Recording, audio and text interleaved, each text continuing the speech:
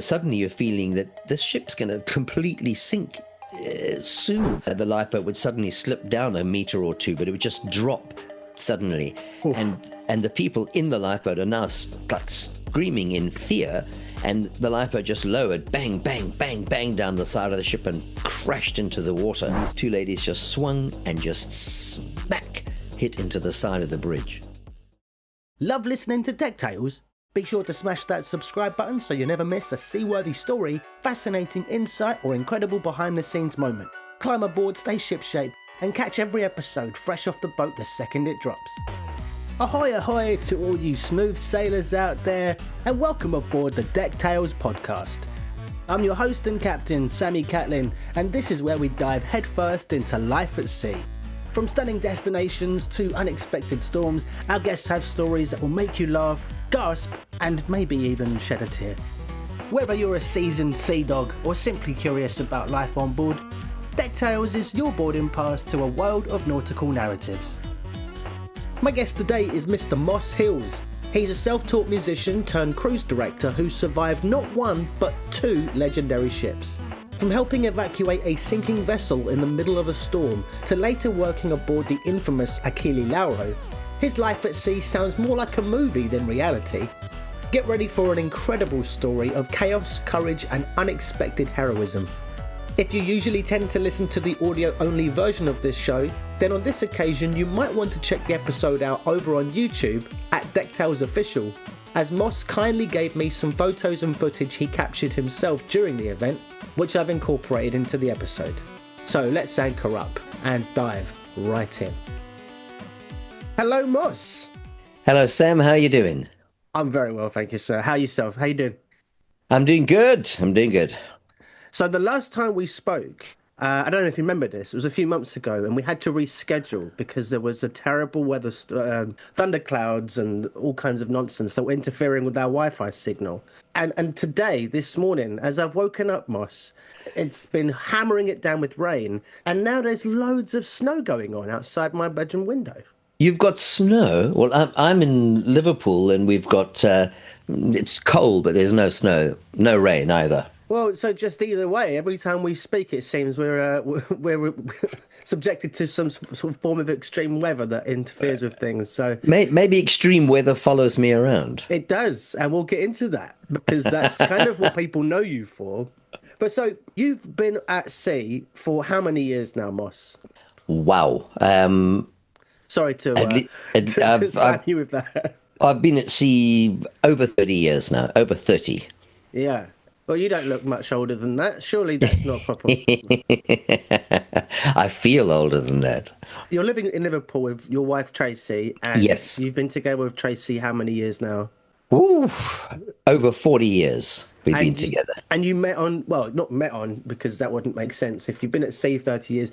But she was, I believe, working with you on the Oceanos? Yes, correct. So, I mean, I'm a musician. And then when I met and married my wife, I didn't want to travel and keep touring with bands, so I taught her to play an instrument, taught her to play bass guitar. It took quite a while, about 18 months, and then once she could play properly, we formed a two-piece band, a duo, and started working on cruise ships. Oh, that's how you make it work. Yeah. That's really cool. It was fantastic. And so you were a guitarist and you played in show bands, calypso type bands? Yeah, so actually when I first turned professional as a musician was as a drummer, because that's what I am first. And I'm completely self-taught, so I've never had any lessons and I can't read music at all, unfortunately. So I'm just doing it all by ear. But as a drummer is how I turned professional, and touring with bands as a drummer. Then I started teaching myself a bit of guitar. I was hearing all these great Led Zeppelin guitar riffs, and so I taught myself guitar, and then I was playing guitar in a band. That's when I met Tracy, and then I also then taught myself keyboards and saxophone and different instruments. And it's around that time that I thought, well, if I've taught myself to play instruments, I can teach Tracy. So I taught her to play bass guitar and formed a duo, and we started working on cruise ships. Oh, that's lovely. My dad is self-taught as well. When he was learning a little bit from somebody, he was taught how to play the wrong way round. He's left-handed. And so he was like, no, I can't do this. And he taught himself the right way, his way, left-handed way. And he got himself into the Royal College of Music. And so Wow. that's something. He's only just started playing again. If you look him up, he's got himself on Spotify finally. David Catling. Oh, really? Dehist. He called his album Dehist because he recorded a bunch of tracks off of his old 8-track, and his girlfriend's friend has got his own studio and managed to dehiss the quality of the tracks. So they're on Spotify now. David Catling, Dehiss. That was just in case you wanted to hear some classical music. But what I wanted to ask, so you don't read music, and you just came back from Germany, and I know this is jumping the gun, but basically the incident aboard the Oceanos was being commemorated or showcased, or how would you describe it? Yeah, so the show that I did in Hamburg, Germany, was for a company called Plot House. And there's a lady there, Lottie, who runs that. She's also goes under the name Vis-a-Vis and used to do true crime podcasts. She is amazing, and she tells the stories. So we were in this venue, the Elbe Philharmonie in Hamburg, 2,100 people, sold out. And then she didn't tell the people that I was there. And then I'm in the band on stage, and she was telling the story, and the lights dimmed, and she's got a beautiful set on stage, made it look like a ship with ship railings and portholes, and incredibly well done. And then she tells the story of it and tells about this guitarist, and every now and again she'd refer to the music that we'd play, and we had a 3-piece band on stage with me on guitar, keyboards and bass, and then we'd play a little excerpt from something, 30-40 seconds worth, just to set the scene, and then go back to the story, then back to the music. And then right at the end, when she's told the whole story, she then says, it would just be great if we could actually have Moss Hill's, the real guitarist, here with us. And then she turns around and I step out of the band, and it was just such a great, everyone was clapping. And then I performed a song that I wrote myself called Mayday, which is like a comedy version telling the whole story. It went down a storm, even though I was singing in English. And then we did an interview at the end of it. It was brilliant. And was it one night only? Yeah, it was one night only. She tours. She's very, very popular in Germany with her show Plot House. And Lottie is amazing. Just the way she captures an audience and how she tells the stories are really, really good. She is a real storyteller. Where can we hear Mayday? Is there anywhere? I don't have a proper recording of it. Years ago, many, many, many years ago, it was recorded and used to play quite a bit on the South African radio stations. They particularly used to play it on the 4th of August as the anniversary of our sinking. I don't know if they still do, but I want to make a recording of it. I will do. I will do at some stage.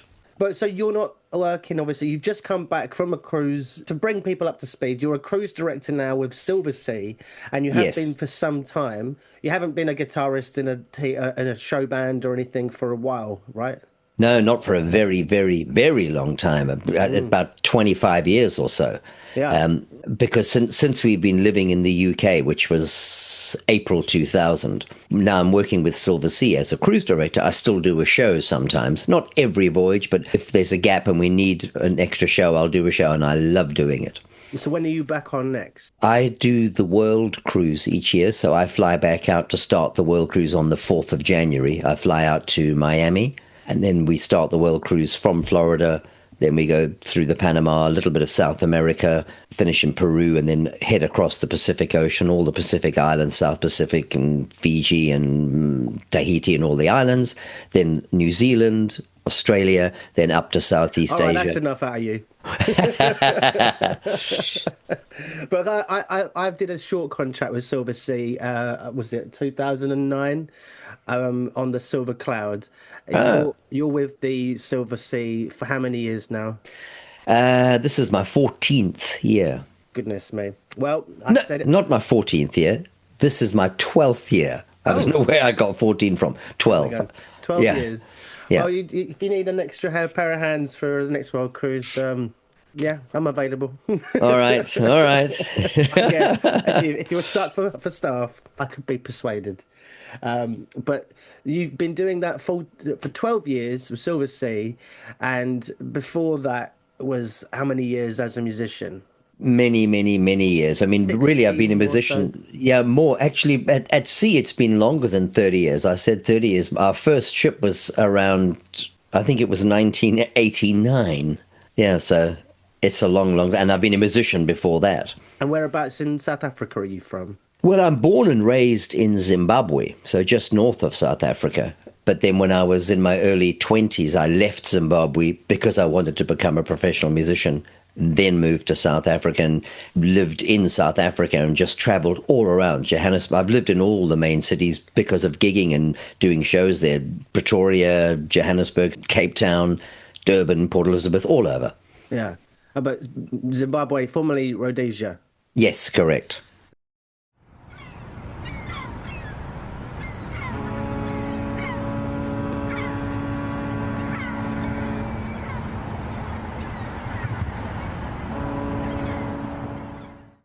So why don't we set the scene, Moss, and go back a bit? I say a bit. Go back a while to the 90s when you were aboard the Oceanos.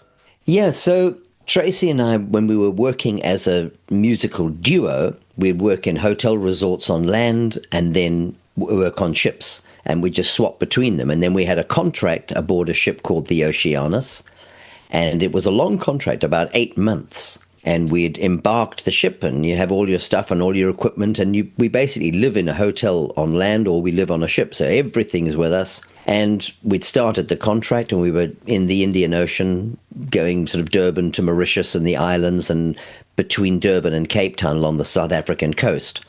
And we were on a particular leg of the voyage. It was going from Cape Town to Durban, and with a stop at a port called East London. And when we stopped in East London, we had heavy, heavy weather, really big, big winds, big seas. And we were thinking, wow, this is going to be quite a storm, but didn't really think anymore. How big was the ship, the Oceanos? Well, in total, we had 571 people on board, including crew. So it's a small ship. Yeah. Especially when you think of the really big ships. But, it's still a big ship. It's a ship, not a boat. I always say that a boat is what you get into when the ship is in trouble. Absolutely. So we were thinking, wow, with this kind of really strong winds, the guests are going to not be happy. They're going to be maybe getting a bit seasick, and we have a sail away party as we sail out. But they delayed the sailing because of the very heavy weather and delayed it a couple of times, and eventually the captain made the decision, we're going. And I don't think that was a wrong decision. I've been in many storms. Bad weather doesn't necessarily mean the ship is unsafe. It's just uncomfortable. Mm. So we sailed, and as we left the harbour, the protection of the sort of harbour area, and out into the open ocean, immediately we could feel, wow, this is really rough weather. And the sail away party, which we normally do on the pool deck, we couldn't do. We had to take it inside one of the lounges. And the weather just sort of deteriorated. And we went from doing the sail away down to have dinner, and then we were due to play in one of the lounges that evening. So we'd gone down to dinner, and when we were in the restaurant, we have where the entertainment staff eat. It's a little dining room off the main restaurant. And we could hear waiters and guests in the main restaurant sort of, oh, and, as the ship was rolling around, some of the waiters dropped trays, which is really unusual because they're very good normally, but it was just so rough. Mm-hmm. And we were thinking, wow. And Tracy was saying, I'm not sure if we can even play tonight, if we can stand on the stage with guitars around our neck without falling over, and the mic stands might be falling over. And Tracy's such a calm, cool, collected person. And she said, look, what I should do, she said she wants to go back to the cabin, just organize a couple of emergency things in a bag. She'll organize some warm clothes, a cap, a bit of sun protection in case we're out in a lifeboat. And I said to her, I'm sure that's not going to happen, don't worry. I said, I'm going to go up to the show lounge and make sure all the equipment's okay, and are we ready to perform tonight? And I'll meet you back up there. So she went to our cabin. I went up to the lounge to go and get ready. And when I got there, I could see equipment had fallen over. Some of the cymbals on the drum kit had fallen over because we shared the stage with a band that had a drummer. And the mic stands had fallen over. And I thought, whoa. And so I was just getting that sorted out. And that's when the ship it was just rolling around so much. I was thinking, I don't think we can play. And the piano on the stage, which is on little special blocks that stop it rolling around, even then it was still starting to just slightly slide over to one side of the stage, just moving little bits. And I was thinking, wow, this is really a rough storm. And then suddenly all the lights went out. And that's something, it's never happened to me on a ship, and I've been in storms before. And, when you're out at sea in a bad storm and suddenly the whole ship's plunged into darkness, it's scary. And little tiny emergency lights came on, but you really can't see very well, and it's quite a shock. So I stayed in the lounge. I was still trying to get equipment sorted out, and then people started to come out of the restaurant, and just as you leave the restaurant, go up the stairs, you're kind of feeding into where the lounge is. And because people were in the lounge already, everyone started to gather in there, more and more people. It just became the place where everyone was going. And I couldn't make any announcement. I had no power. There's no electricity, no microphones working. So I was just sort of shouting to people, sit down. And we had a couple of the other entertainment staff in there, and we were all just trying to just keep people calm and wait for the lights to come on. And we were just waiting for an announcement to come over the PA system, bing bong, this is the captain speaking, and tell us what's going on. That didn't happen. And we thought maybe an officer dressed in uniform will come into the lounge and take charge, but just nothing happened. No announcements, nothing. I suppose from the time we left the port until when we first knew that there was a problem, when the lights went out, was probably about 3 hours or so, a little bit more maybe. Okay. And then Tracy came up from the cabin into the lounge, and she said she had seen the chief engineer, and he looked a bit wild-eyed and panicked going down the corridor to his cabin, which was right next to ours. And she tried to ask him, what's happening? And he just ignored her, went into his cabin and came back out with a little bag of sort of looked like a very small suitcase type bag. And she said he looked as if he was wet. His hair looked wet. And she thought, what is happening? And it kind of scared her quite a bit. And we thought, okay, fine. Maybe they're fixing something. We just didn't know what was going on. And our cruise director, Lorraine, was trying to then sort of take some sort of charge of the situation. And we'd said, well, what's going on? And nobody quite knew. But we had the entertainment cruise staff were all in that lounge, just kind of with all the guests, and the lounge was filling up a lot. And we started playing a bit of music just with an acoustic guitar because there's no electricity. So I had an acoustic guitar. I was singing a few songs, and a couple of the other entertainers were with me. What song did you start with? I Want to Rock and Roll All Night? I can't remember what song we started with, but I know that very early on we started singing sing-along songs, and one of them being American Pie. Bye, bye, Miss American Pie. But in that little part of it, we suddenly stopped the song because of the way the lyric went, because it's bye, bye, Miss American Pie. Drove my Chevy to the levee, but the levee was dry. Them good old boys were drinking whiskey and rye, singing, this'll be the day that I die. This'll be the day that let's just do something else. Always look on the brides. So we were just doing Beatles sing-alongs and just anything to keep people a little bit entertained. But you can only do that for so long in the dark with no microphones, and in between songs people were shouting, what's happening, Moss, what's going on? And we could also feel that the ship was still rolling around wildly, but we realized that the engines had stopped, and now we'd just drifted basically sideways, broadside onto the waves. So the waves are just hitting the side of the ship, and we are just being thrown around the place. And we could also see that everything in the lounge that wasn't fixed was starting to slowly slide to the starboard side, the right-hand side of the lounge.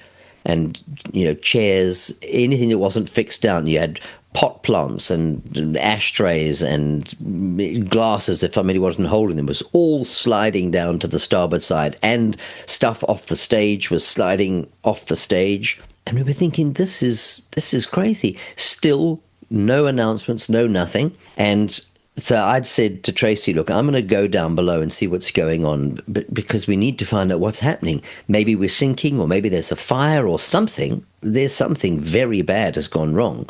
And she really didn't want me to go on my own. And so a very good friend of mine, Julian, who's one of the magicians on board, he came down with me. And so we left the lounge and went down some of the staircases and then down into the crew staircase area.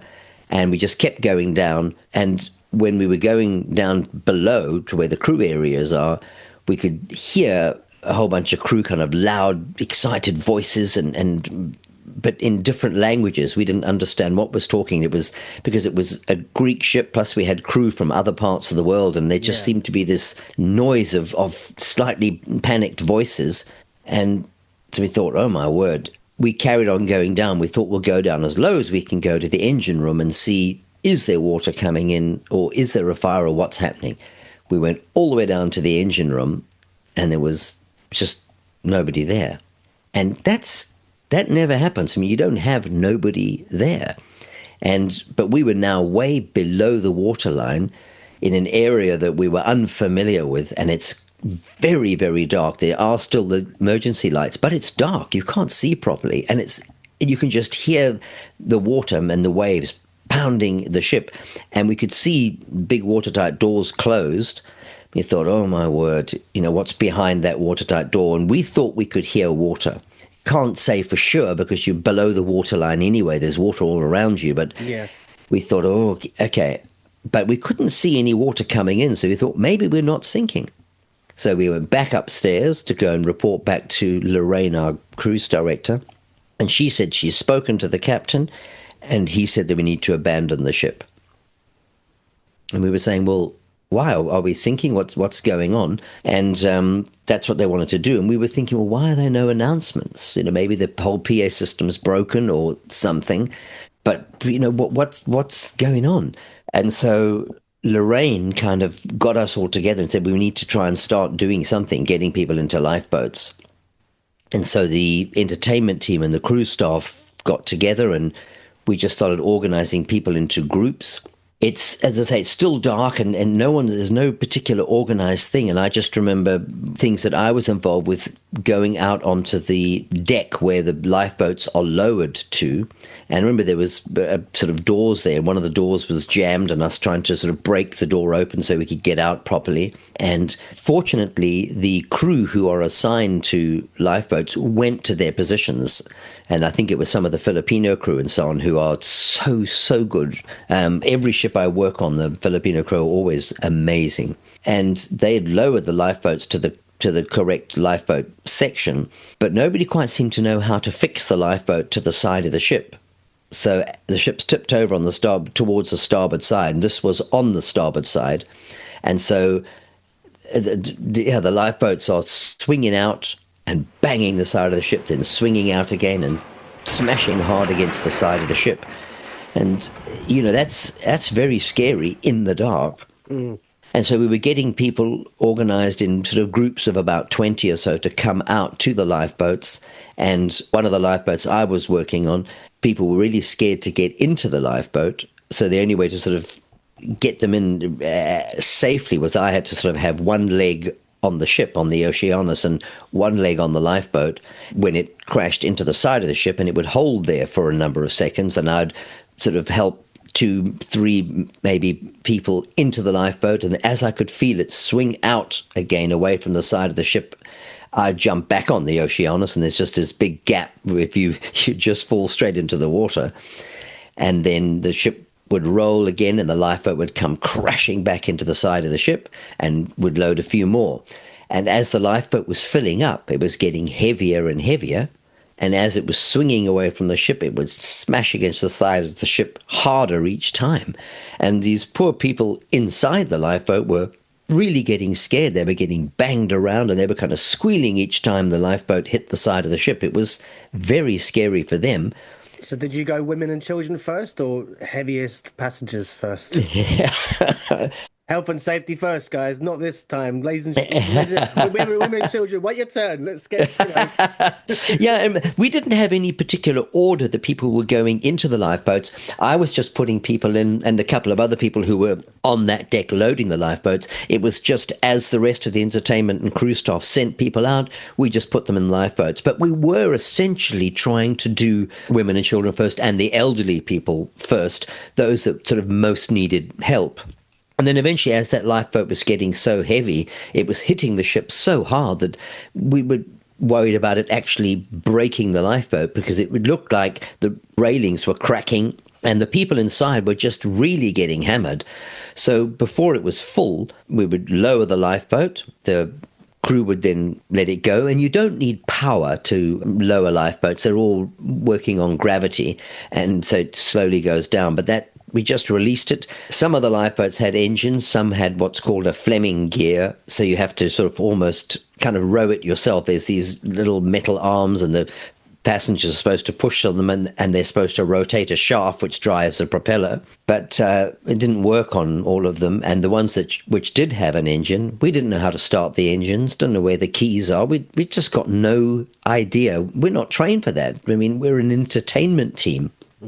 And the lifeboats would just go down into the dark, and that was it. They just drifted off out into the storm. And I think those people in the lifeboats had a really difficult time, but at least they were not sinking.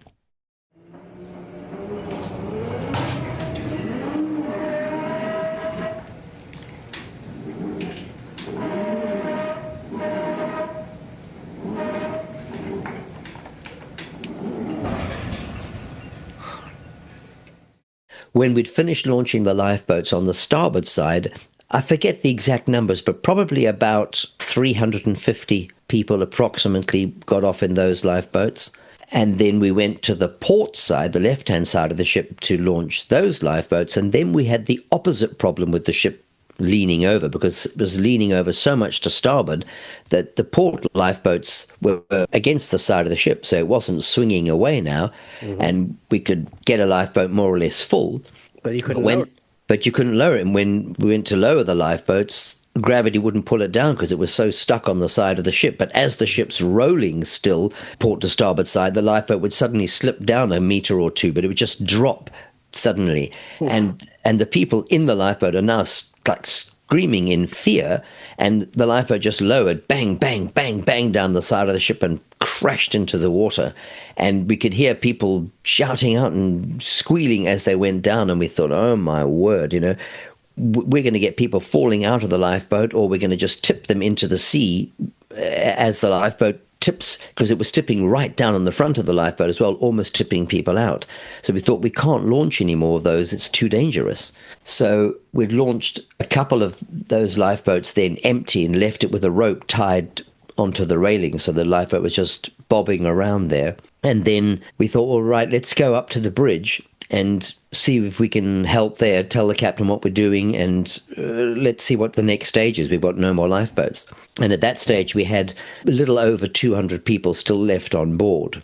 So we went to the lifeboat, myself and Tracy and the two magicians, and I think that Lorraine, our cruise director, came up with us to start with, went to the bridge, and we sort of, open the door, go in there, and it's all in darkness, but they've got emergency power.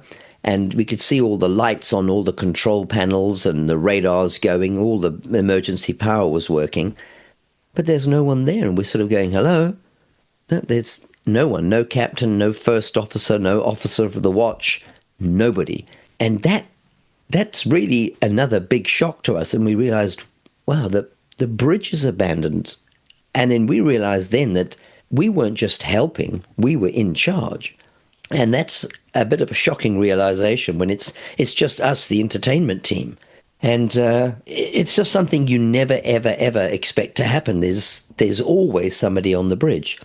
Well, it happened with the Concordia, with obviously Schettino, Captain Schettino, being one of the first to abandon the ship. Yeah. But in this case, it wasn't just the captain; it was all of his first officers as well. Yes, and the thing is, on the Costa Concordia, at least they still had people on the bridge, but Captain Scatino had gone ashore, wrongly in my opinion, but I wasn't there, so I can't really comment. But that certainly didn't go well. No. And so, then we thought, well, we need to try and see if we can make radio contact. We didn't really know how to change any channels on the radios, but we're thinking, well, they must have used the radios before we had the problem, so I'm sure they're all working. Let's just try and call Mayday on one of the channels that it's set to now. And so we took turns a bit calling Mayday and eventually made contact with a ship and managed to get in contact with the local South African authorities via one of the other ships that answered us. And we told them what the situation was. And then two ships came sort of to our rescue, a ship called the Gazerbi 2 and another ship called the Great Nancy. And they came quite close to us, but they can't come very close. We're in a bad storm and it's still at night. And they were sort of commercial freighter type ships, not very big, a small crew. And I think they each only had one lifeboat. And they said they'll send the lifeboats over. And they said, which side do you want us to send it? Port side, starboard side? And we were saying, well, I don't know, just send it. And they said, well, we need to know because you need to use your winch and attach it to the lifeboat and hoist it up to your lifeboat deck so we can load people into it. Right. We said, well, what winch? We don't know how to work the winches. We didn't know anything. I mean, I'm just a guitarist.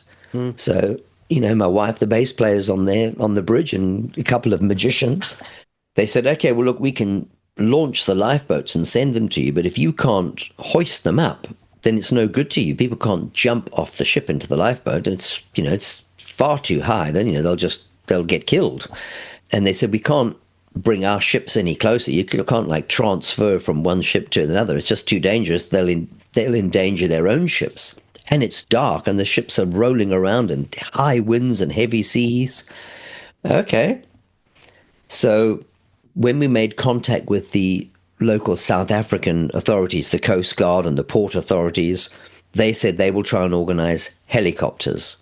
But it's going to take a long time. It'll take a few hours to get to us because South Africa is a very long coastline and it doesn't have a big Coast Guard facility there. Just the country isn't big enough to support something like that. It's not like the US or the UK or Canada or something. So they had to fly from very far away, and we just had to sit and wait. And that was tough. And I had gone back down below to have a look at where the water level was. And we'd still got all the remaining people in the lounge. I went down to check on the water, and I took my camera with me. When I went down the stairs, I went down as I was approaching the guest accommodation areas, I could hear water. And I took my camera, I started filming, and it's really low light. But in the video footage I filmed, it's incredible. You can see the water just shimmering as the emergency lights are reflecting off the water. And as the ship's rolling around, you could see that water just moving from one side to the next, just sloshing about. And it's noisy. And I could see the water gushing down the corridors and around the bottom of the stairs and coming up the stairs where I was going down. And that's one of the passenger decks. And that means the whole engine room, all the crew decks, the galley, everything must have been flooded. And that was quite a shock to see. But I filmed it, and then I recorded a voiceover saying where I was. I was on D deck, and I recorded the time, and it was about 1 a.m. in the morning. Oh, and I should say, this isn't you filming something on a little tiny camera phone, smartphone. This is a shoulder job, right? Yes, because this is back in the day before we had all mobile phones and cameras everywhere, and it was all so easy. And for the younger listeners, this is back in the day when Apple was still just a fruit. And, it was just the technology wasn't there. And so I had this big video camera on my shoulders, and one of the crew members saw me there and started shouting, no, up, get out. I say, yes, look at the water. No water, out. And I'm saying, I'm just filming it. No video, out. He seemed really wanted me to get out of there. Anyway, I went back again reported back to our cruise director, Lorraine. And then we took a decision to then move all of the people from the lounge out onto the open deck, because now we knew the ship was really filling up quite fast with water, and we were scared the ship was going to tip over completely because it was so far on its starboard side. It was very difficult to walk around because the decks are at such a steep angle. And we thought if the ship tips over while everyone's still inside, then they're all going to be trapped. So got everybody out and took them to the pool deck area, which meant it was a little bit scary for all the people still there, because now they could see the storm and they could see the terrible angle the ship was at, but at least they were in the open.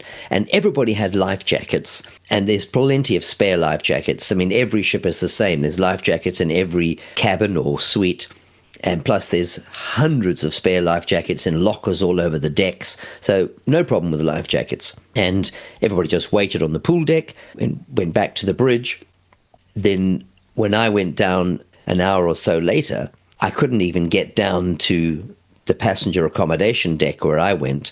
The deck immediately below the lounge where we had people was the restaurant. And as I went down the stairs there, I could hear the water in the restaurant.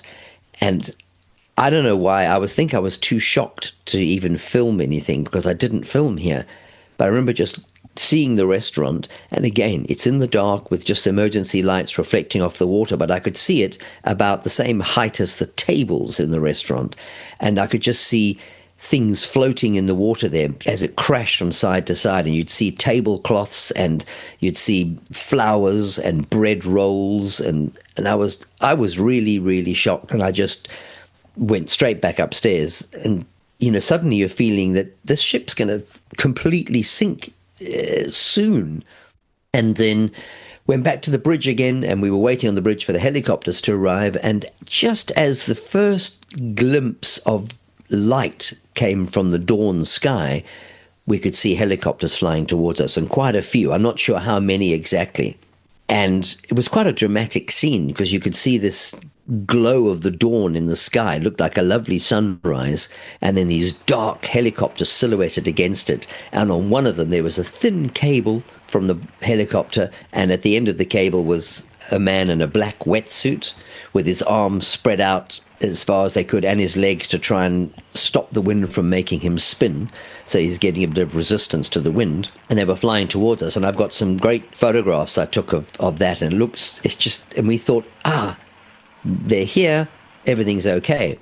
But when the helicopters arrived, they really struggled to land a Navy diver on the deck. They tried on the pool deck area, and I didn't see that. Lorraine, our cruise director, was on the pool deck, but I was up in the bridge with Tracy and the two magicians. And then they were trying to lower a Navy diver onto the foredeck right in front of the bridge, right in the front. And as they were lowering the cable, the wind is still very, very strong. So the longer the cable gets, the more the Navy diver was swinging from side to side like a pendulum. And he was swinging eventually so fast that he couldn't land on the deck, and they couldn't get the helicopter low enough. But there was also a cable, a steel cable, from the top of the bridge, the roof of the bridge, right the way down to the very front of the ship in the bow. And we'd have flags on there and lights and that sort of thing.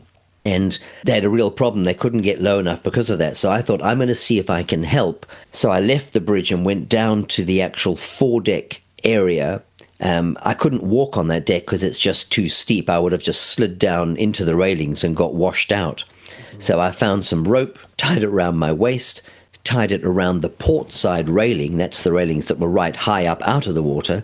And I kind of held on the rope, almost like mountain climbing a bit, going down. And then I got a second piece of rope, and I thought, I'm going to try and throw that rope over the cable and have it both sides and see if I can break the cable, see if I can just somehow break it, and then it will be out of the way. And I really tried my best to throw it over, and Tracy actually got the video camera and videoed me doing it. And I look ridiculous because, I mean, you can see it's just an impossible task, but I mean, I was trying, it just didn't work. I didn't ask, how old were you at this time? I must have been in my early 30s. Okay. All right. Yeah. But you sound like, well, you're doing everything and anything within your power to try to troubleshoot the problems that seem never Yeah. ending. I mean, you can't just do nothing. If you do nothing, nothing will happen. Mm. You've got to at least do what you can or try. So I realized I couldn't do that, and the helicopter's hovering overhead, and it's noisy. And then I look up, and hanging out of the side of the helicopter is one of the helicopter crew, and he's looking down at me, and he holds out a big set of bolt cutters. You know, those great big things, and they can cut through sort of bolts, and you can cut through padlocks and that sort of thing. And he holds those out to me, and he's showing me the bolt cutters. So, okay, so I move out of the way. He drops the bolt cutters onto the deck. I slide on my rope, grab the bolt cutters. I climbed back up the rope, and now we needed to climb onto the roof of the bridge and try and cut that cable. And so I saw another friend of mine. It just goes to show you how it was all of us non-trained people. But a friend of mine who was worked in the jewelry store, his name was Ronan. And so I said, listen, Ronan, can you climb on the roof of the bridge, cut the cable? So, of course, he did. And he tried, and heck of a job. And then when he was climbing back down again, he sort of injured his foot quite badly. I think he tore both the ligaments in his ankle or something, but he just couldn't walk, and he was in such pain, the poor guy. And then they lowered the helicopter a bit more, and the Navy diver tried again to land and landed on the deck, and I was able to sort of grab him. And Navy diver on the deck, he was saying, look, from the air, they don't think they can get everybody off. There's just too many people. But we need to try and work as fast as we can to see if we can make it happen. We had in the bow of the ship, right in the very front, we had one of those rigid inflatable boats, a rib, a Zodiac. So the Navy diver said, look, he wants to launch the Zodiac so that he'll be in that boat, and it's a fast maneuverable boat. And then if anybody falls into the water or jumps off the ship, because we were now sinking so low in the water and the railings were so deep into the water on the starboard side, people were starting to panic a bit now. And so he said he wants to get that launched. So the magician Julian went to go and help him do that, and Julian and the Navy diver launched that boat, got it into the water, and then that left one Navy diver on board. And so the Navy diver who went to go and do that stayed in the boat with Julian. The other Navy diver then said to me, look, because we're so short of time, we're going to try and run two helicopters at the same time. One over the bow of the ship, the front area where we were, and one over the stern at the aft area where the pool deck is. And he said, then we'll just try and hoist at the same time, but it's dangerous because the two helicopters could crash together. But we have to do that because we're trusting these incredible helicopter pilots from the South African Navy there. So he said, can I run the forward helicopter rescue station? So I said, okay, I'll give it a go. So he gave me a little bit of training of how to put the harness on people. He said, we need to use a double harness. We'll do two people at a time. If you do one at a time, we'll run out of time. You're going to have to try and put two on at a time.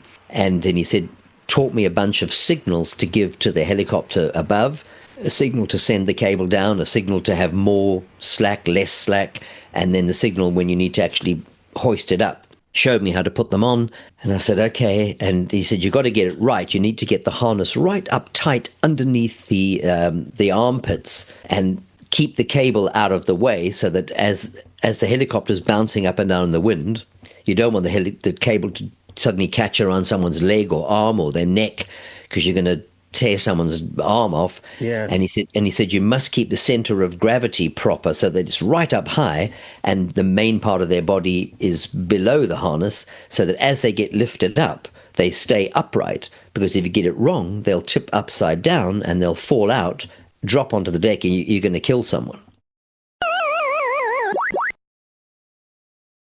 So no pressure. No pressure. So, okay, so he teaches me to do that, and then we said, right, the first lift that I do will try with 2 of the crew. Didn't want to do it on our guests yet. Yeah, give me some guinea pigs. Give me some guinea pigs. So, gone, and then we had a bunch of the entertainment team still there, and a couple of the dancers said, okay, they'll go first. I mean, everyone just wanted to get off, so they knew it was a bit of a risk with me doing it, but they just wanted to get off, and as we all did. And so they came out to the pool deck. I put the harness on both of them, gave the signals. Tracy filmed all this, and you can see them then get hoisted off the deck, and they kind of squealed as they got lifted off, because it's a bit scary. Suddenly you just swept up, and then the wind starts blowing them straight away. They hoisted them into the helicopter, they pulled them in, and that was the first 2 rescued. I gave the signal, they dropped the harness back down again. Right. So at this stage, I'm not sure of the exact numbers, but we had about 228, I think we'd worked out after the ship had finished. When we were back on shore, we worked it out, but we split the people more or less in half. So we took about half the people to the foredeck, and then Tracy needed to help me run the helicopter rescue. So we took about 114 people, and then we had about 114 on the pool deck, more or less. And then that was it. The Navy diver went to the pool deck, and he started rescuing people from there, along with Lorraine, our cruise director. And then Tracy and I ran the forward rescue, and Tracy would just send 2 people out to me. I'd put them in the harness, 2 into the helicopter. When the helicopter filled up, it could take 12 people. It would fill up, and then it would fly back to the shore. But we were quite far from the shore, and I'm not sure the exact, because we were drifting around, but about 12 or 13 nautical miles off the shore. So I don't know what that is in kilometers, probably about, 15, 16 kilometers, something like that. So a round trip. As you said, about 6 or 7 came to your rescue at the crack of dawn, and you're splitting the efforts between you. So you're basically getting 3 or 4 helicopters each to send 12, 14 people at a time. There's around 200 odd souls on board still. So they're going to have to make a couple trips back each. A lot. Yes. More than a couple, sorry, yes. Yeah, a lot of trips back and forth. And it takes a long time. And they're doing it in heavy weather with heavy winds. Yeah. And so we just kind of got a bit of a routine going with that. And I remember at one stage there was 2 elderly ladies Tracy had sent out to me, and I remember their hands clinging onto the railing and me putting the harness onto them, trying to get their hands off the railing so I could put their arms up through the harness. And then they're clinging on, they don't want to let go, and they're just these frightened faces looking at you. I got them into the harness, got it all sorted out, but they really kept clinging onto the railing.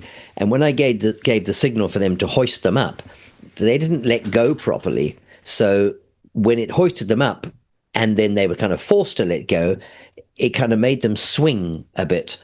And now the pendulum started. And as they swung, and then the wind blew them out further, they started to swing in this pendulum motion, swung back out over the open water.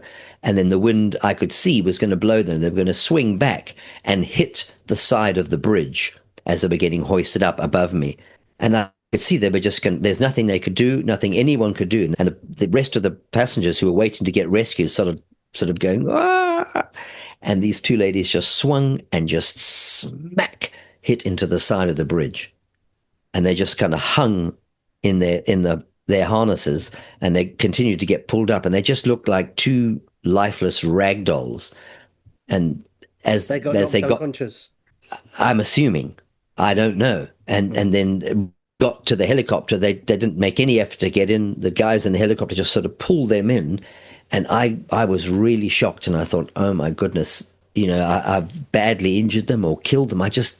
I was really shocked, and I kind of lost my nerve for a while. And I remember just stopping, and I told Tracy, don't send me anybody else. And I remember just stopping and kind of sitting down on the deck with my back to the port railing, so that's the high railing, and just looking down the steep slope of the deck to the starboard railing, which was in the water, and just sitting there trying to calm myself down. And then the other magician, who was Robin, was still on the bridge. We'd left him on the bridge. And then he came out onto the bridge wing and shouting down to him, Mars! And I remember seeing him, and he had a small little carton of fruit juice. There's a fruit juice brand in South Africa called Liquifruit. And he took the fruit juice carton and kind of showed it to me, and then said, do I want it? And he kind of threw it down to me. And I grabbed the fruit juice and just opened it, and remember drinking the fruit juice. just calming myself down. And I thought, fine, I can't stop them. There's still people to rescue, and we still need to rescue ourselves. So I just... There's a nice little bit of product placement for liquid fruit there. Yeah. Great commercial. Yeah. Liquid fruit will really perk you up. So gives you wings. Yeah. So after I'd finished the little carton of juice, I kind of got myself together and got back in the game. And Tracy sent more people out to me, and we just continued. And then, as I said, each time the helicopter would leave, it would go to the shore, need to refuel, at least go to the shore and drop people off and come back. But then a helicopter didn't come to replace one of them. And then suddenly we realized there's no helicopters. We thought, what's going on? And there was just no helicopters. We thought, have they forgotten us? Do they think it's all over? We just had no idea. I found out later they had gone to refuel because they've all got much the same fuel in them, and they went to go and refuel. And there's not fuel right where we were, because we were in an area of the coastline called the Wild Coast, and specifically in a little area called Hole in the Wall at a little village called New Haven. And there's just no people. There's definitely no helicopter fuel there. So they had to fly a long way to some special fuel dumps to go and get fuel. And so we waited, and the helicopter eventually came back, hovers over me. I give the signal to get the harness, and they don't lower it. And I'm giving the signal frantically, send the harness, send the harness. And then the guy hangs out the door of the helicopter again and is giving me a new signal. He's just like putting his fingers up one at a time, his thumb. Then the next thing is just keeps on putting his fingers up one at a time, then closing his fist, putting the fingers up. He wants a head count? Yeah, eventually I figured maybe he wants a head count. So we counted everybody, and we had 12 passengers left. Tracy and me, we were in the bow, plus Robin on the bridge. So that made 15 people left. So I signaled them 15 people left. He acknowledges, and then again the helicopter signals me to pointing at all of us down there and pointing to the back of the ship. Go back, go back, go back.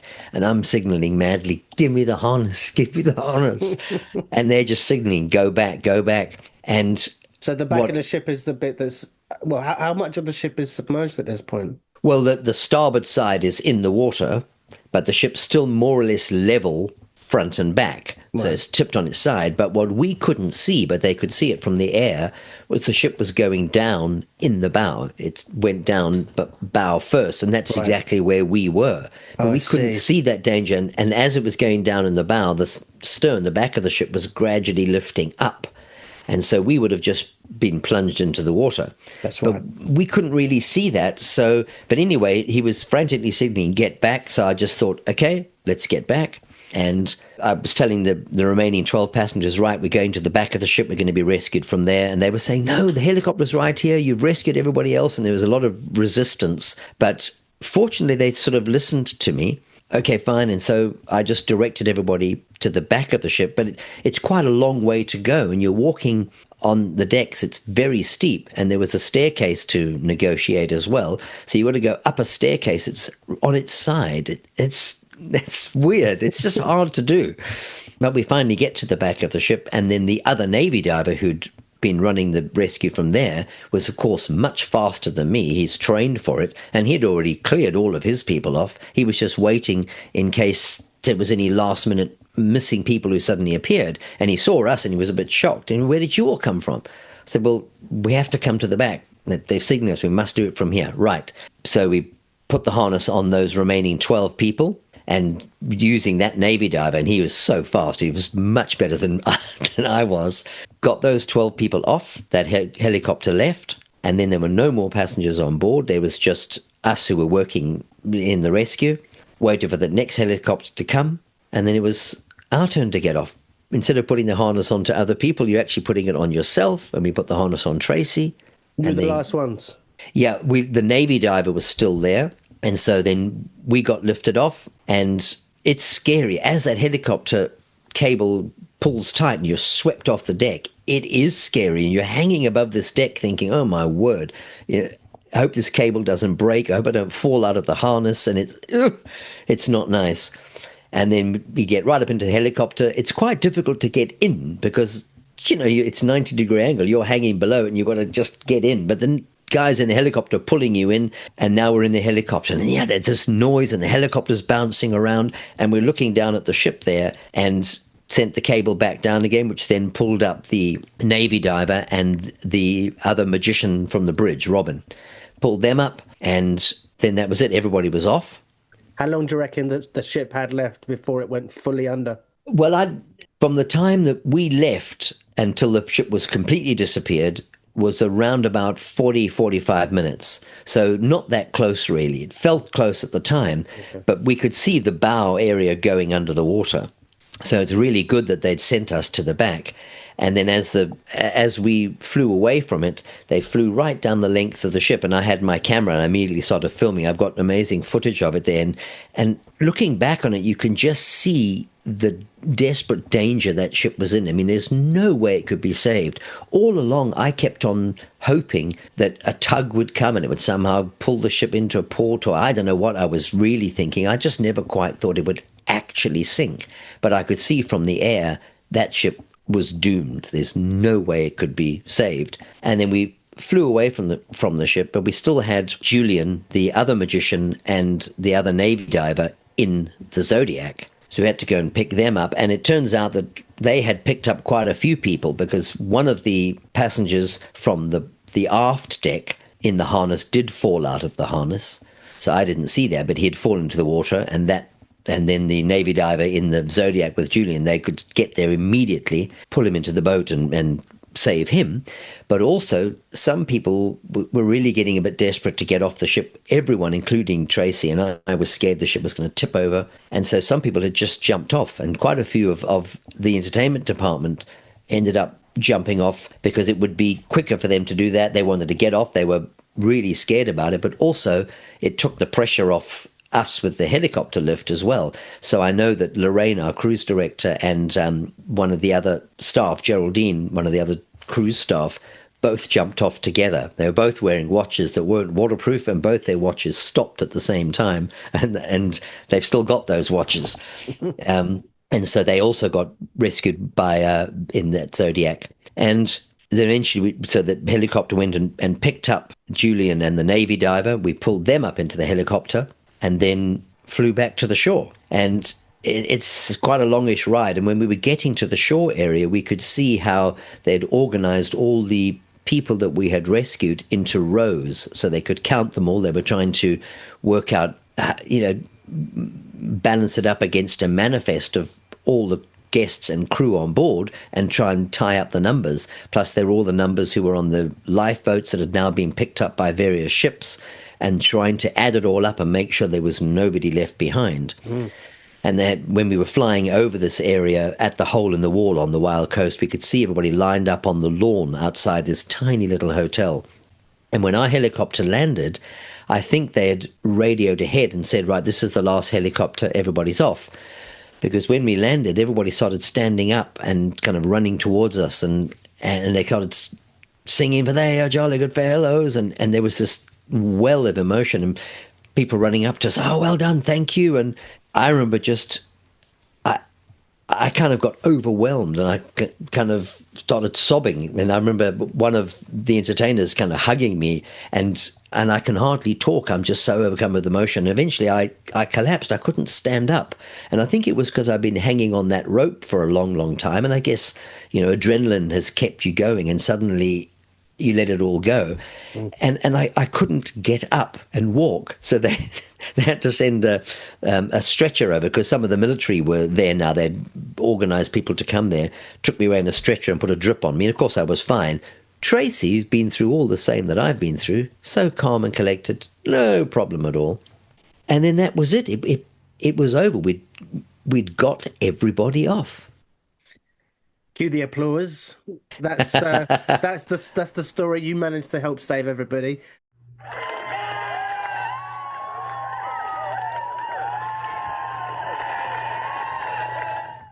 The main question is, what the hell? Like, what was the repercussions for the captain and his staff? Were they picked up? Were they found? Why did they leave? It's hard to know why the captain and the officers just gave up on all of us. But Yeah. one of the things is that captain didn't actually get off in the lifeboat. He remained on board, but he was sort of in a state of shock. We didn't know he was on board until later. And I know that a couple of times Lorraine, our cruise director, had spoken to him, but then once we went to the bridge and took over there, we didn't see him at all. But when we were on the radio getting help from the ships who'd come to help us, they'd said, see if you can get the captain to come to the bridge. And so I went to go and look for him because one of the other staff had said, no, the captain had tried to get off in a lifeboat, but she had seen him getting into the lifeboat and had said, Captain, are you leaving the ship? And maybe he was ashamed, I don't know, but he then got back onto the Oceanos and said, no, I'm just testing it. And that lifeboat left without him. Mm. And then we didn't see him again. So I thought, well, he must still be on board because we haven't rescued him by helicopter. And we haven't, then this was even before the helicopter rescue started. So I knew he was still on board. So when they were asking, can we get an officer or the captain to the bridge, I went to go and look for him and found him on the pool deck underneath one of the sort of staircases that goes to almost like a mezzanine floor above the pool area. And he was kind of smoking a cigarette. And I said to him, Captain, we've made radio contact. Can you come to the bridge and help us? And he was just had this sort of blank, sort of shocked look on his face. And he was just saying, no, it's not necessary. He's saying, yes, we need you to help us on the radio. Maybe we need to send up flares or do this. And no, not necessary. And he was just staring at me. He was I think in deep, deep shock. And I thought, he's going to be no help. And I left and went back to the bridge and didn't see him again. But when we got back to the shore with the helicopters, I found out that when the pool deck helicopter rescue started, whilst Tracy and I were running the foredeck one in the bows and the Navy diver was running the aft one, once they started that rescue, there was a long line of passengers waiting to be rescued. The captain just came out of his sort of hiding place, walked across the deck to the front of the line, signaled for the harness, put the harness on himself, signaled, and got rescued by helicopter ahead of everybody. Wow. And had gone to the shore. So when we landed on the shore where all the helicopter rescue people were, the captain was there. Right. And because it had taken hours for this whole rescue to take place, there was a news reporter from ABC News in the States, happened to be stationed somewhere in the area, got a car, got to that area, and he was there with his camera, and he interviewed the captain.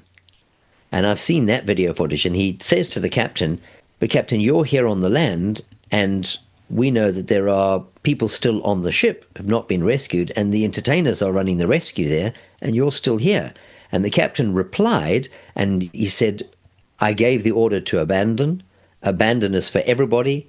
If some like to stay, they can stay. And, ridiculous. And I'm sure at that point he wasn't in the same deep shock he was when he was on board. But, my personal opinion, and I don't know what goes on in someone's mind, but, I think the captain was under enormous pressure. There he was on before anything went wrong. He's on a lovely cruise ship. He's the head man and everything's fine. And suddenly he's on the bridge, and when the chief engineer came to him and said, we're taking on water, but even if we close the watertight doors, the ship's still going to sink because where the water's coming in, it's going through these pipes. They go right through the watertight doors into big tanks in the front of the ship, in the bow on the starboard side, which is why it pulled over like that and went down in the bow. He said, the watertight doors will slow it down, but we can't stop it. This ship is gone. And I think then that whole weight of responsibility just dropped down on the captain's shoulders, and he just went into shock. Humbled. And you don't know how you'll react. Of course, I'm disappointed that the captain didn't run it properly, but who knows how they will react in a situation like that? From everything being all right to suddenly huge life-threatening disaster suddenly drops on you, and he just went into shock. And if you're in shock, you can't help yourself. You're in shock. But what about all of his other senior officers? Because you and the entertainment staff were the only ones doing anything. Correct. And I think that then the other officers, because the captain, the very top of the chain, failed, everyone just thought, that's it. And it just became every man for himself. All the dominoes which fell. is which is, you can't do that. You just can't abandon people. And I know us with the entertainment department, it wasn't our job to do it, but still, we're still human beings helping out other human beings. And fortunately, because our cruise director Lorraine kind of got us into action, saying, right, let's go into the lounge, let's try and get things organized. She set it in motion, and once that was going, we just ran with it and just did whatever we could. Well, you did more than you could. Absolutely, you did.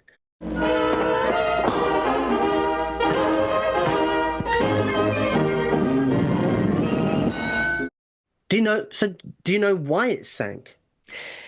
Yes, well, there was an international inquiry after the sinking, and they flew in sort of marine investigators, and they called in the captain and the chief engineer, and I think the safety officer and one other officer, and called in me to give evidence.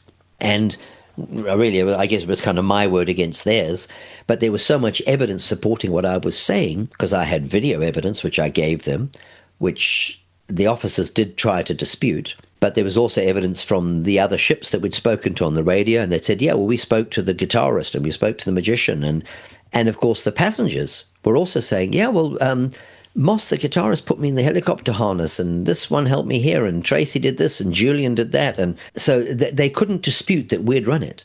So the captain essentially said, well, what he'd done, he'd sent the officers off in a lifeboat to sort things out there. He went ashore in the helicopter to sort things out there, and that he arranged for us to go to the bridge and do that while they were gone. I mean, you'd never send a guitarist and magicians to the bridge.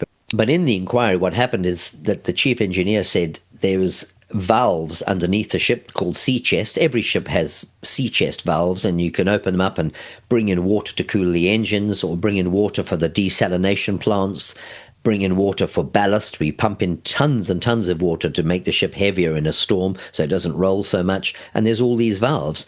Well, one of those valves had fractured. The safety valve that's inside, you would then close off. So you've got a backup and you close that off. But apparently, chief engineer had taken that out to do maintenance on it, which you're not allowed to do when you're at sea. But he had. And as bad luck would have it, the outside valve failed, the sea chest, so the safety valve inside couldn't be closed. So the water came in those pipes and went through this big pipe, through all the watertight doors to the holding tank in the bow, on the starboard side, right in the front, and just the water just gushed in there. And the more the water came in, the heavier the ship went.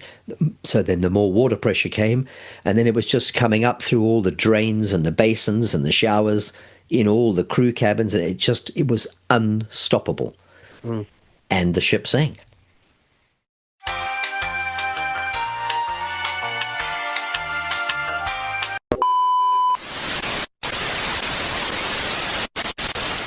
So unfortunately, my last call didn't record, so we're going to have to start all again from the beginning.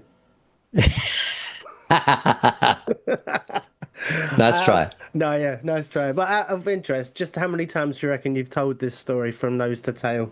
I don't know. Probably 35, 40 times. Yeah. Well, you get better with it every time you tell it.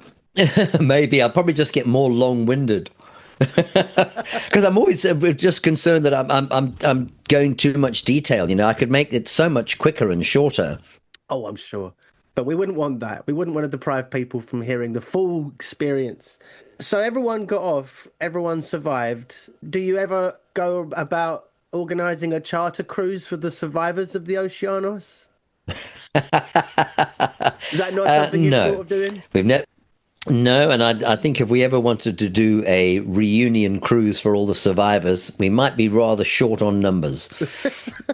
I wonder why that is. Because I mean, there are people who have been on the Pope cruise and they've never cruised since. So I can imagine people who were on the Oceanos when it sank maybe not have not jumped on a ship again since. But you're quite the opposite in that you've been on ships non-stop pretty much since then. And the ship after the Oceanos, was that the Achille Lauro or was that another ship? Yeah, so directly after the Oceanos sank, we were out of work for several months, but the cruise company that had booked us organized another ship, a replacement ship, because it was a very long season we were doing, and asked us if we'd go back. And we said, yeah, of course. And they were a bit concerned and saying, well, aren't you worried about going back on a ship? But I said, no. I mean, it's a very, very unusual thing to have a ship sink. I mean, it really is, which is why it makes such a lot of news when any ship gets into distress, because it's really very unusual. So I thought, well, no problem, and we'll go back to sea. So we did another contract on a small ship, finished that particular season, and then went back to a hotel working on land, and then got another cruise ship contract, and that was on a ship called the Achille Lauro, an Italian ship. The very next And the Achille Lauro was quite a famous ship anyway, because many years before, it had been hijacked when it was going through the Suez Canal, and terrorists had hijacked the ship and had actually executed one of the guests and threw him over the side. And I mean, I know the ship very well. I've worked on it a lot over the years. And so we went on the Achille. We flew out to Italy to join the ship and sailed through the Suez Canal. And when we exited the Suez Canal, we were then heading out into the Indian Ocean towards the Seychelles group of islands, so very far out at sea. And we were probably, the nearest land, I think, was Ethiopia, and it was about 500 nautical miles away, so that's far. And it was late at night. Tracy and I had just finished performing in the lounge on the Achille Lauro when some guests came into the lounge. I was taking my guitar off. We were packing up, and they said, there's smoke up on the pool deck. Smoke, really? And they said, yeah, can you come and take a look? And we know you've, and they knew that we had been on a ship that had sunk before, and so somehow they thought, well, we'll go and tell Moss and Tracy. Well. They'll know what to do. Yeah, you're a fireman. You've done all this. You know what any problem is. You're the man to go to when there's an emergency. Incredibly, so Tracy and I were both there, plus the magician Robin, who was on the bridge with us on the Oceanos, plus the other magician Julian. Oh my God! The four of us were there. Oh wow! And we were all in the lounge because went outside to go and have a look, and it was actually one of those evenings on board when you're dressed in for a formal outfit. So we were in very smart clothes, and we could see smoke coming out of. Instead of coming out of the top of the ship's funnels, it seemed to be coming out of the side, the bottom, towards where the funnels are kind of fixed to the ship's structure. What is going on there? So I ran up one of the staircases up onto that same deck where it looked like the smoke was coming out. And there was one of the crew there, and we got a fire hose. And there's fire hoses, things there, attached it. He knew what to do and attached it to the water supply, turned it on, and we thought we'll try and start spraying water in there. In the meantime, we'd told someone to contact the bridge. And I remember holding the fire hose and opening up the nozzle, and the power, the pressure that water's under, it kind of threw me backwards. I just wasn't prepared for the amount of pressure. And that water's coming out. We're spraying it there. Couldn't see any flames, but where all the smoke was coming out. And then almost immediately somebody came running towards us. Turn off the water. Turn off the water. Get the water off. So I turned the water off. And they said the bridge is already aware of the fire. The fire's in the engine room, but it's an oil-based fire. You can't use water on that. Fire is in different classes of fire on a ship. And so if it's an oil-based fire, you don't use water. Yeah. So we turned the water off immediately, and they said they've already got their firefighters fighting the fire. So we just kind of stood around for a bit. We went back to where the lounge was and thought, okay, knew that this was going on. And then the captain then came over the PA system, and bing, bong, announcement came over to get all the guests to prepare sort of for an emergency. Everyone out of their cabins, everyone put their life jackets on and all go to the pool deck. So everyone started coming out, and this was late at night. This was probably about 1 a.m. At least you got an announcement this time. Yes, at least we got an announcement this time, and the captain was really very, very good. And then we had a different cruise director then, a lady called Nadia. And Nadia also made some announcements over the bridge. Very cool, very calm announcements telling everybody just to get onto the pool deck. There is a fire, kept us informed and said they are fighting the fire. Just wait on the pool deck. This is the precaution. So that's what happened. And then we were waiting on the pool deck. And that is such a weird feeling as you're just sitting out there, everyone in life jackets. And then we kept on looking at that smoke pouring out from the funnels, and it was getting bigger and thicker. And eventually we could see flames coming out from where I had been up there earlier. And then we saw some of the crew, the swimming pool is just below that, forming a sort of a bucket chain, getting water out of the pool, running up the steps and throwing it directly onto the flames that were coming out there. And that looked really quite hopeless. And again, me with my video camera, I filmed quite a lot of all this happening, and it just looked absolutely hopeless. At least they were trying something, and I guess by that time the flames were actually there. It wasn't oil right on there on the pool. They were just trying to put those flames out, and really having almost no effect at all. And we started thinking, wow, if the fire was in the engine room and now it's up there on the pool deck, that's, I don't know, like 8 decks above that. That's a big, big fire. And apparently what had happened is in the engine room, something had overheated and caught fire. It can happen. I mean, it can happen in a car. And so the firefighting team had gone in there fighting the fire with the correct chemicals and foam, whatever they were fighting it with, and apparently had got the fire out. But remember, it's completely dark in there. But then various hot spots had sort of appeared around where the fire actually was, and you can't really see them, but there's just incredibly hot metal and little bits of oil that are on the floor. It's an engine room. It's clean, but I mean, it's not surgically clean. It's a working engine room. And these hot spots just suddenly ignited and just sort of went, and now suddenly the fire was much bigger, and it was in a bigger area, and very quickly was out of control. And then more announcements over the PA. Right, now we need to abandon the ship. And I had still filmed. This is incredible, though, isn't it? Like, you've done a ship that sunk 6 months ago, and on your next ship, that one sinks as well. Yeah, well, it wasn't quite 6 months. It was quite some time afterwards, but still, I'd been on one sinking ship with Tracy and with Robin and Julian, and now here we were on another one. It's hard to believe. And then, you know, when I look back on the video footage I'd filmed, I could see where we were on the pool deck. We were directly above the lounge where we were performing. And then I could see a doorway that goes to the staircase that leads down into that lounge area. And I could see thick black smoke pouring out from underneath the edge of the door, on the sides of the door. And I remember filming all that and seeing it and thinking that smoke is just pouring out of the lounge underneath where we are. And you start to get a little bit scared. I mean, it's bad enough if a ship is sinking, but when it's on fire and you're hundreds of miles from the nearest land, you're in a really bad situation. And it was incredible. And I can remember us all sort of sitting around there just trying to keep calm. And from the bridge, our cruise director, Nadia, made sort of several announcements and just kind of keeping people informed, which is really such a good thing to do. Now that I'm working on ships as a cruise director, I'm a senior officer myself, I try and maintain sort of some of that stuff that I learned from Lorraine, the cruise director on the Oceanos, and Nadia, the cruise director on the Achille Lauro.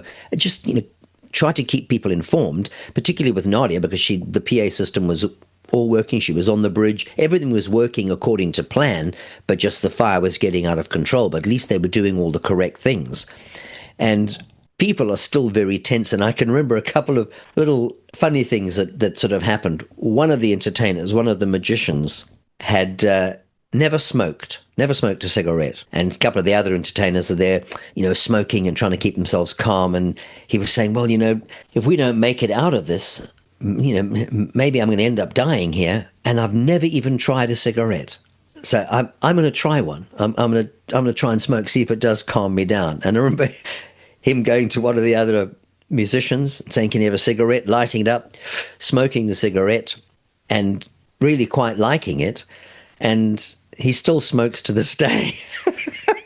So, and and then one of the other entertainers, one of the male dancers, such a lovely guy, and he's gay, so he prefers men, no problem. And he said, God, if we don't survive this, I'm going to have gone my whole life without ever once trying to kiss a girl. So he said, I've got to try. And so he asked one of the dancers if he could kiss her. So standing there on the back deck, and so he gives her a proper big, mouth proper kiss for several seconds, and said, "No, I don't like it." So the magician tried a cigarette, and he's still smoking now. And our gay dancer tried kissing a girl, didn't like it, and he's still prefers guys now. You didn't make the same mistake, though, did you? You didn't go back on the mic and start performing American Pie this time. No, we didn't perform anything at all. You didn't go for Billy John because We Didn't Start a Fire. No, we didn't.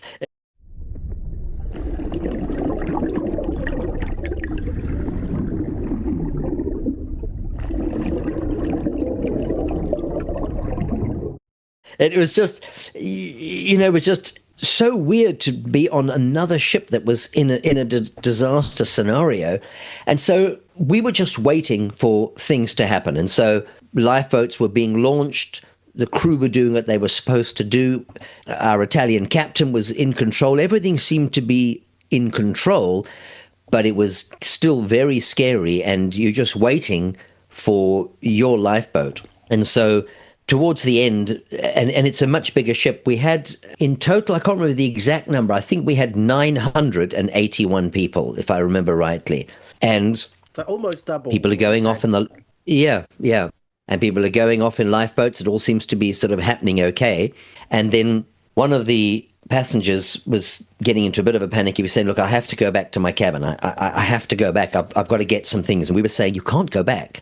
The ship's full of this thick, heavy black smoke. Some sections there's fire there. It's too dangerous. You can't do it. And he wanted one of us to go back. We said, no one can go back to the cabins. That's it. You can't.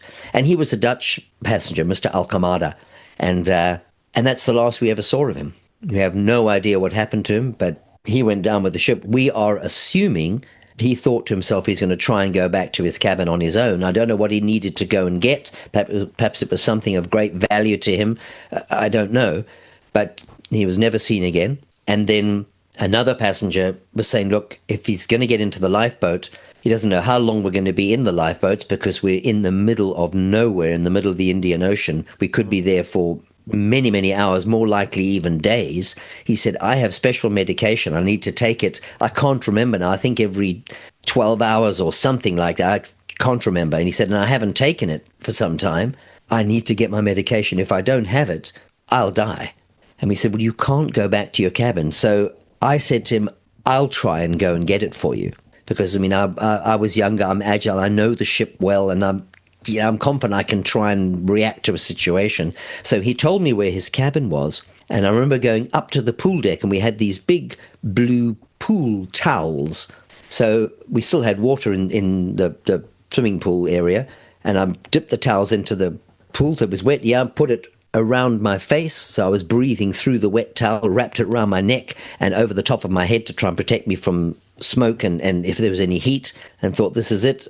I opened up the door that goes down to the corridors leading to the passenger cabins, and there's just smoke pouring out all over me, and it's scary. And I thought, I've just got to make an attempt.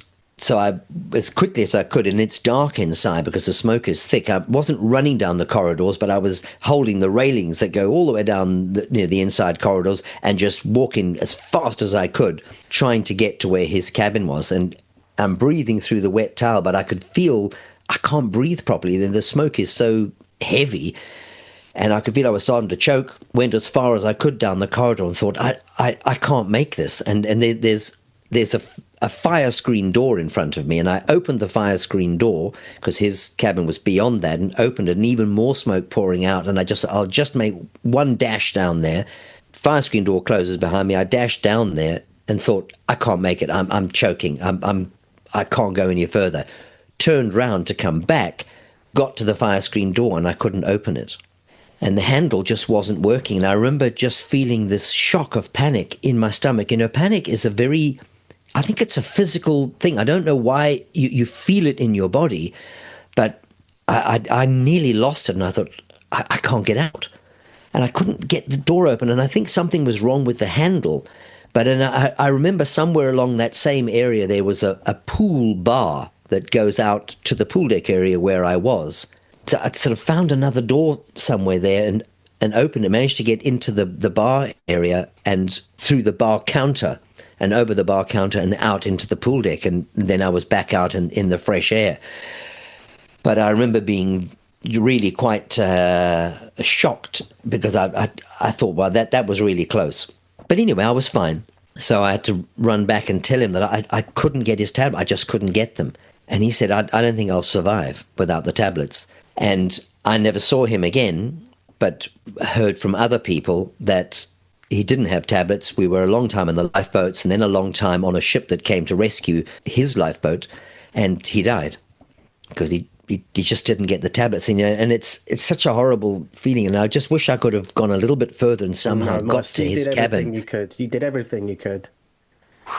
And then it came time now for our lifeboat, and they were the last two lifeboats. So we go to our lifeboat, and now the flames are pouring out of the funnel. You can see flames everywhere, and we're one deck below where the main pool deck is. Now this is where the lifeboat, you get into the lifeboats. So the lifeboat in front of us is loading with people, and our lifeboat, and this is the last two. We get into them, and then there's just smoke and pouring out of everywhere you can imagine.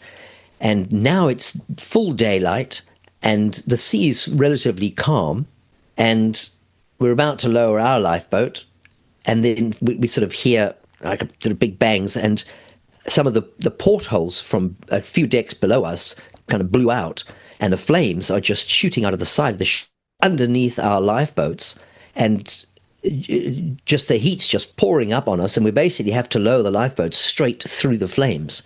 It's not possible. We would just burn. Oh my God. So everybody had to quickly jump back onto the ship. We had to abandon those lifeboats because it just would have roasted us. And now we thought, right. And so we all went to scramble to the very back of the ship away from the flames, and went down to an area called the rope deck, which is where the mooring ropes are and the sort of winches when you're actually tying the ship up to the dock. And so I really can't remember the total number of people involved there, but probably about, say, 120, 130 people, something like that, from those two lifeboats. Now we're there on the back deck. How do we get off? So we've got emergency life rafts, which again, every ship has. It's got its full life boats, but then you have inflatable emergency life rafts. And I knew that we had emergency life rafts up on the pool deck. So I got a couple of friends of mine, 3 other guys. I said, come and help me. Let's go and try and launch those emergency life rafts. And they were in like big wooden chests up on the pool deck, and they're big. So I got them to come with me. So the 4 of us ran up to the pool deck, and I got a bit of a shock because on the pool deck, at the back of the pool deck, you've got a sort of a discotheque, a late night bar and disco there with these sort of glass walls all the way around it, big like glass bricks that put it together. It's lovely. And we could just see smoke and flames in there.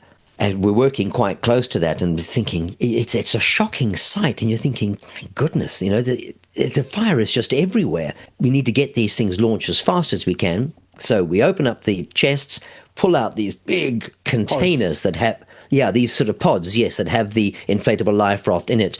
And they're attached to a cable, and they'll inflate. They have a hydrostatic release. So if the ship sinks, they will just float to the surface. And as the ship sinks, the cable will pull, it'll self-inflate. Yes. Or you can tie the cable to the side of the ship. When you throw the life raft over the side, the cable's the right length. It will pull and it'll self-inflate as it hits the water. Yes. So we launched the first one, put it on the side of the railing. It's heavy, to either side of it, pinning onto the side of the railing. And I'm saying, okay, fine. I checked nothing below, pushed it over, and it went down, self-inflated, the first one. And I think we did a second one. And then when we did, I think it was the third one, and there's just smoke everywhere, and you're feeling this urgency. You've got to get it done quickly. I'm looking over the side, said, okay, fine, already pushed it over. And as we looked down, there was a lifeboat, an open lifeboat with no roof below us that had somehow got right against the side of the ship. And as the side of the ship gets to the water, it narrows. And in that sort of gap, the swell of the water had pushed the lifeboat in there. And suddenly it came free and just swung out. And I realized that this huge, heavy, inflatable life raft was going to crash into that lifeboat. And it did. And it just hit that lifeboat and hit people in it. And I remember everybody screaming, carrying on, and then the lifeboat then starts self-inflating, and it's blowing up, obscuring the lifeboat below it, and kind of slides off the lifeboat into the water, and people are hysterical in the lifeboat, and I could... You know, I could see somebody slumped over the side of the lifeboat and just bleeding everywhere. And we'd killed him. He was killed. You know, and it's the most shocking thing to realize. And it was, and in fact, the other three guys kind of sort of panicked and ran back to the rope deck. And I remember still looking over the side, and these people are looking up at me, and the lifeboat's just drifting away. I just don't know what to do. And there's just still smoke and there's flames everywhere. But I was thinking, we still need to launch more of these. We cannot stop launching them. We don't have enough launched to rescue everybody who's still on board. We have to launch more. We have to. So I went back to the pool deck and got the guys and said, come. And they were really, really shocked and by this whole incident, as was I. But I convinced them to come back and launch another. I think we launched another 2. I really can't remember the numbers. I think I was in shock myself, and successfully launched those without any incident. And then we had these big round orange inflatable tents kind of floating in the water, these life rafts, and went back to the rope deck, and we think, now how do we get down? And I remember that there's sometimes when you come into a port and you need the pilot on board, sometimes they'll come aboard via the pilot ladder. So you throw that over the side of the ship and they'll climb up the pilot ladder. So we threw that over the side of the ship and thought, well, right, people can climb down the pilot ladder. When they get to the end of it, just drop into the water. We should say what a pilot does. And so the pilot ladder, we thought we can drop down there, because the pilot comes on board the ship when you're entering a harbour area. They have local knowledge. They come on board to work with the captain and help guide the ship in. Yes. And to get on board, they'll sometimes use the pilot ladder to climb up. Sometimes they'll come in a pilot boat and come alongside, and we open a special shell door to get them on. So we lowered the pilot ladder and thought we can climb down that, and when it gets close to the water, the end of the rope ladder essentially, we can just jump off, and it's just a couple of meters, we'll be in the water and then can swim. And so we thought, fine, we'll do that. Then we started putting people over the side and down that pilot ladder. Unfortunately, on the Achille Lauro, because many years ago it had been hijacked, the Italian company that owned the ship had undercover Israeli security on board, and there were 2 Israeli security guys on board. Amazing guys, just machines. And these 2 guys were so good at helping get everybody off. And they'd gone down the pilot ladder into these boats, the inflatable rafts. And then as people went down the ladder, they would just pull them into a raft. They'd tied the rafts together and were just getting people into them, because it's difficult to get from the water into the raft. And then we had a guest climbing down the ladder, and I remember her. She was a regular passenger of ours. We knew her. And she had this bright sort of purpley coloured hair. She'd dyed her hair. And she got about halfway down the ladder and just couldn't go any further. And as the ship's kind of tilting in, the side of the ship goes in, gets a bit narrower. As you're going down the ladder, it's not straight. You're almost hanging slightly backwards. And she just couldn't. And we're shouting to her, just carry on, carry on. And she just lost her nerve and let go and just fell into the water, but quite a long drop. And then she was just in the water. And so I thought, I don't know, she just seemed to be floundering. She was kind of half trying to swim. I thought I have to get to her. And I started climbing down the rope ladder myself and then just jumped off because I had to get to her. I thought she's going to drown. So I jumped in. I remember my life jacket coming up and almost breaking my neck. I could feel a big shock under my chin. I just wasn't prepared for that. It's the wrong way to jump in. You're supposed to fold your arms across and hold it in place. And of course, I just didn't think. I just jumped. I just had to get to her. So I got to her, and she was like scrambling and holding onto me and half pushing me under the water. But I managed to sort of calm her down and swim with her and pull her across to these boats, to the inflatable rafts. The Israeli security guys pulled her in, and then I climbed back up the rope ladder back on board, and then we carried on rescuing people, and then another person fell off. This time I didn't jump in. I just went down the rope ladder very fast, got her off to the boats, and then I stayed in the water, and I just thought I'll just stay there. If anybody else falls in, I can just be right on them before they start panicking, before there's any problem. Just keep them calm, get them out to the life raft. So I just stayed there, and I was just like treading water, my life jacket supporting me, people all coming off. And then eventually everybody was off, and all that was left was one of the officers and the captain, and they were still up there. But then I started to sort of choke. A lot of the thick, heavy smoke was sort of settling on the water, and I was breathing in this, and suddenly I just started to choke. The smoke was quite thick, just a little layer on the water, and I was taking in water. I was floundering a bit, and I just couldn't get in to the inflatable raft. I couldn't get there, and there was no one there to help me get it. I just couldn't get in. And Tracy was already in one of them. She'd got off just a little bit before me, and she came across to try and help, and she called the Israeli security guys. And these guys are so good, and they just kind of jumped from one boat to the next, bang, bang, bang, and came over to me, pulled me up, kind of threw me onto the thing, and ran back to do what they were doing. And then I was out of the water, just lay in there. And then eventually the captain and the other officer came down. Everybody was off.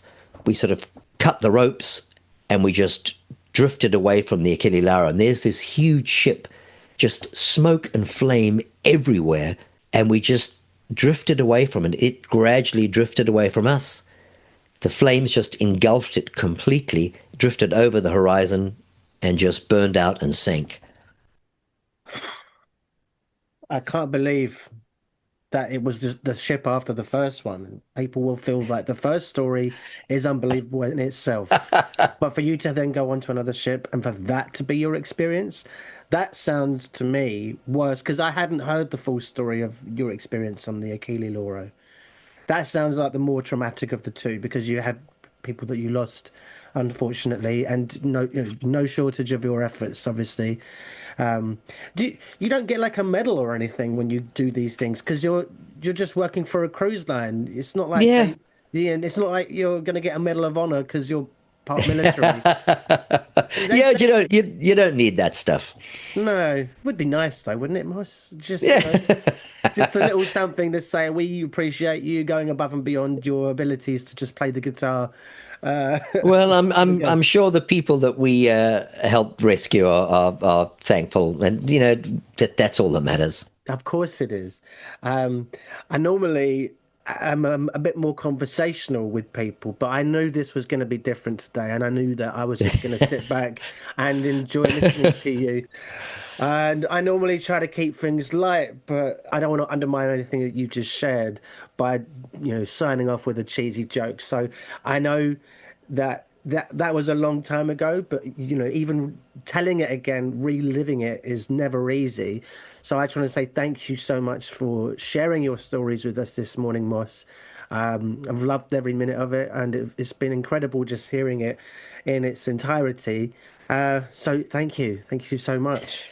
Well, thanks very much, Sam, for having me on Deck Tales, and I hope that your listeners find the stories interesting. And just so that people know which ship you're going to be on to avoid that ship. Well, I'm a cruise director now. I'm with Silver Sea Cruises, and things have changed, not just on Silver Sea, but every cruise line. Safety has got just enormously important, and safety trainings, we do drills every week. Cruising is safe as anything can be. Nothing is perfect. But really, I've had no other incidents, and particularly with Silver Sea, I've found my niche. Touch wood right this second. Yes, my next cruise will be on the Silver Dawn, doing the world cruise from January next year, 2026. But yeah, touch wood, Moss, because you said you had no other incidents since then. Yeah.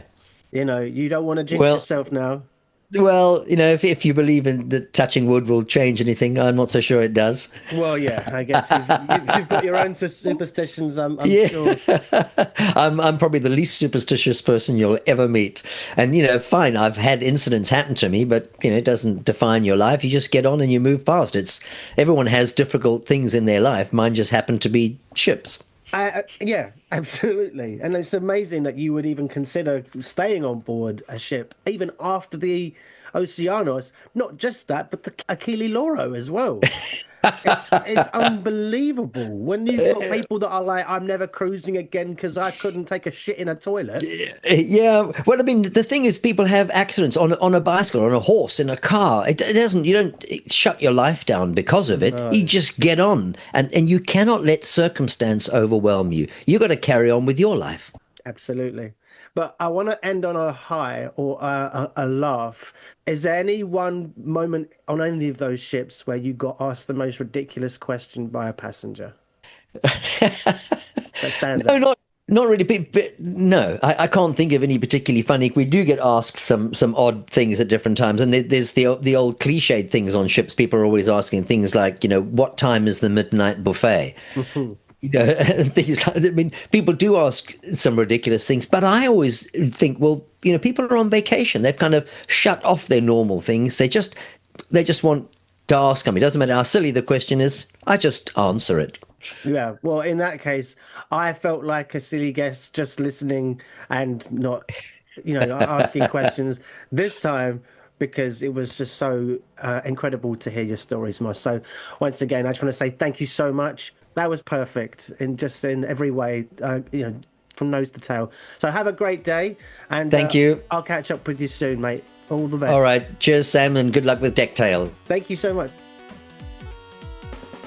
So there you have it. That wraps it up for this episode of Deck Tales. I hope you enjoyed it.